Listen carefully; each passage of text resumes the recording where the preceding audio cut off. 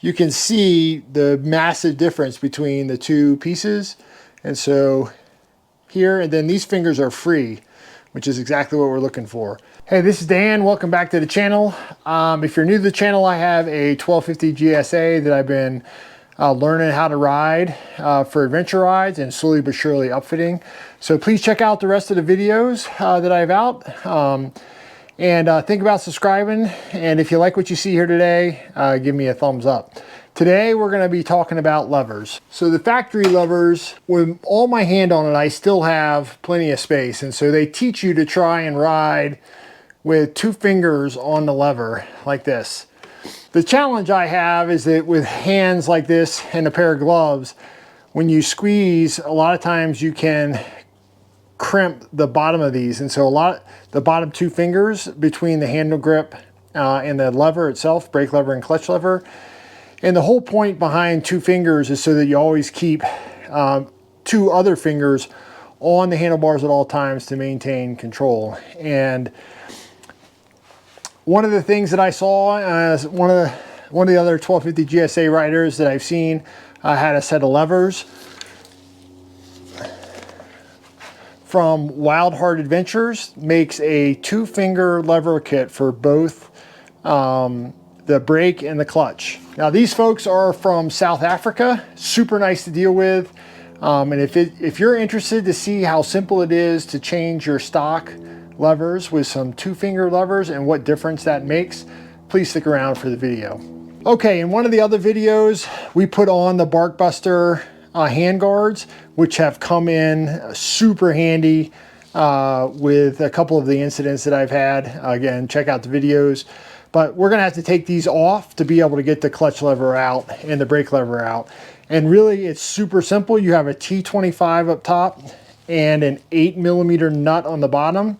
And then basically there's a plunger right here, and it really just comes right off. So we're gonna take the Barkbusters off and then come back and I'll show you how easy it is to get these things off. All right, so we just got these loose and then we took the handguard off, and that way the clutch lever is gonna be able to rotate out of space.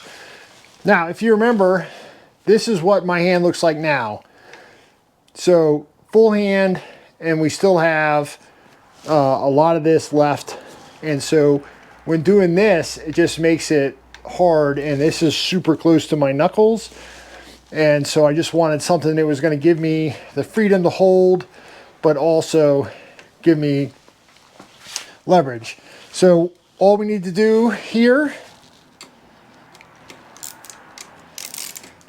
is take this off, and you'll see how easy this comes apart. And again, T25 and an 8mm. Now we're going to reuse all the stock pieces that are in the brake lever. So that gives you the same adjustments and all the fittings that you need. And it's just going to slide right in to the new shift levers.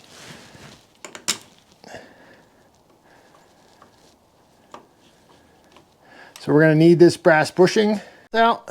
Okay, once you get that bolt out, you'll notice that this is attached to a plunger, and there's a dust boot, and all you have to do is just gently rotate and it pulls right out. So make sure you don't turn this, because this has got a kind of setting on it. So the next thing we're going to do is we're going to push out this bushing, and be careful because there's a spring right here that you don't want to lose, and that's what kind of helps you with this dial. And so we have it set to the easiest tension, so that's a 1 on the thing. So I'm just going to take this just socket extension and just kind of push that straight through. Like I said, remember, there's some spring tension on there, and we're going to pull this bushing out because we are going to need it, and then just push that in like that, and you'll see there's a spring. Hope you can see it. There's a spring right there. So this piece comes out, and then you can see the spring right there, and then the dial just kind of pulls out like that. So those are our parts. All right, so just a comparison. you can see the massive difference between the two pieces. And so here, and then these fingers are free, which is exactly what we're looking for. So you can see this has the receiver for the spring, and they are shaped identical to this system. So we'll go ahead and put this back together. First thing we're going to do is we're going to place the knob that's going to define how close and far away the clutch is, the brake arm is, with a 1 here. That way when you dial it up, it moves. The next thing we're going to do is take our spring and insert it so it sits just like that. And now this piece sets in like this, so it's going to press against that spring, and you just got to take your hand, and it's kind of a, you got to figure out how to get everything in play so that it lines up like that. There you go. So now everything is back in. You just got to fiddle with that. It's not a perfect kind of way to show it, but you can see it's machined perfectly so the bushing sits. And then you can change the dial and see how it moves further away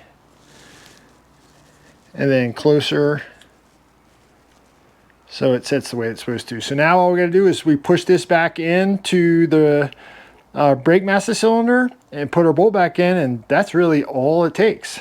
So we're just going to take the lever and we're gently just going to push, and you can feel it kind of click in the boot seats.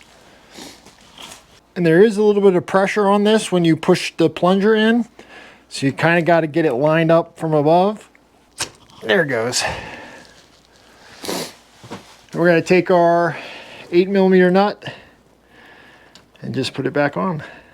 All right, and that's it. So hopefully you can see the difference, because now I got to do, my 2 fingers rest against this piece, and I got a good firm grip on the throttle, and I have my 2 fingers on my brake lever. And so I can maintain control and not have to worry about these fingers getting crimped. All right, so that just took a few minutes. So let's take a look at the clutch side. All right, we're gonna do the same thing. We took the bark buster shield off, and we're gonna set this to 1 so that it is as close as it can be. And we're gonna take our T25 and our 8mm and go ahead and take this bolt out. It's holding everything together. So like I said, on the other side, this has a plunger. Again, don't spin it because it's already set to kind of where things are. And then we're going to do the exact same thing. We're going to push out this bushing. We're going to move this. We're going to take care of that spring, and then we're going to put it all back together. So since you saw me do that with the other one, I'm going to come back with the other handle put together. Okay, you can see we have the lever where the 1 is at the marker. We got our spring back in place, and we got our bushing pushed in so that it's right where it needs to be. So we're going to take our plunger, again, push it in until you hear a little noise. Take our bolt and just place it right back in so the shoulder meets perfectly with the clutch alignment. Then again, we're just gonna tighten down this. It doesn't take a lot of pressure, and there we go. So we got 2 fingers on here, and I can still hold on to this lever, and so it gives me total control. I'm super happy with everything. And then because of this piece, my finger's not gonna slide out of it, and so it's super nice. So happy I saw these. Again, these are Wild at Heart. Again, they're from South Africa. And just as a example, you know, that's how much different you have. So you basically get rid of all of this piece. And this is a nice aluminum. It's got a little bit of, not knurling, but just some texture here to give yourself some bite, and super excited. All right, so that was the install of the Wild at Heart two-finger clutch and brake levers. Again, this company's from South Africa. They're great to deal with. It was fast shipping to the US from South Africa. I think I could get it faster from South Africa to my house than I could from the East Coast of the US to my house. Again, they're a great company to deal with. All you got to do is email them. They'll set up a payment through PayPal and it gets you here real quick. You know, so for about $175, you got yourself a nice set of two-finger clutch levers. Hope you guys got something from the video. Thanks for watching. If you like what I'm doing, give me a thumbs up. Think about subscribing. So thanks for watching. This is Dan, and we'll see you next time.